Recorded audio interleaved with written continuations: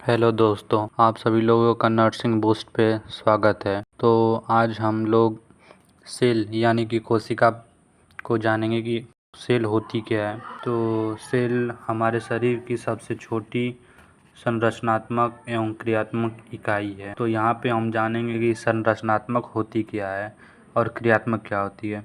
संरचनात्मक मतलब कि एक सेल किसी भी बॉडी ऑर्गन्स के संरचना को कैसी बना रही है, और एक सेल बहुत से आकारों को बना सकती है, जैसे कि लीवर सेल्स हो गई तो लीवर ऑर्गन को बना रही है, और किडनी की सेल्स हो गई तो किडनी के शेप के आकार को बना रही है, और लंग्स की सेल हो गई जो लंग्स के शेप को बना रही है। और इसमें हम जानेंगे क्रियात्मक इकाई क्या होती है।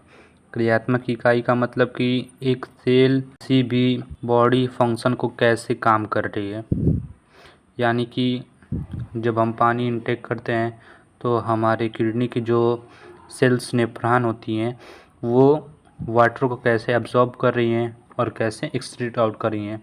तो इसके थ्रू हम क्रियात्मक इकाई को जानेंगे। तो सेल्स के जैसे एग्जांपल होते हैं, अभी मैंने बात किया न्यूरॉन्स हो गए, नेफ्रॉन हो गए, हिपैटिक सेल्स हो। हिपैटिक सेल्स का मतलब कि लीवर की कोशिकाएं, और सार्कोमियर हो गया, और आपका हो गया एल्वोलाई सेल्स हो गई। तो इतने हम सेल्स को जान गए।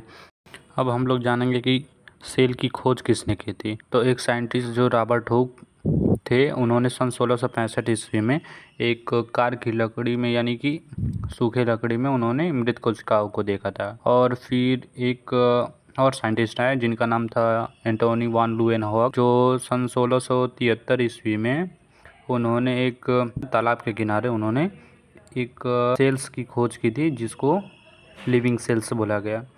और अब हम जानेंगे कि ह्यूमन बॉडी में सेल सबसे छोटी है और कौन सी सेल सबसे बड़ी है और कौन सी सेल सबसे लॉन्गेस्ट है। तो हमारे ह्यूमन बॉडी की सबसे छोटी सेल्स जो होती है स्पर्म, और ह्यूमन बॉडी में सबसे लार्जेस्ट सेल वोम होता है, और सबसे लॉन्गेस्ट सेल जो नर्व सेल होता है। माइक्रो ऑर्गेनिज्म में देखा जाए तो सबसे छोटी सेल जो होती है माइकोप्लाज्म, जिसको पीपीएलओ बोलते हैं। और पीपीएलओ का मतलब कि प्लूरो न्यूमोनिया लाइक ऑर्गेनिज्म होता है।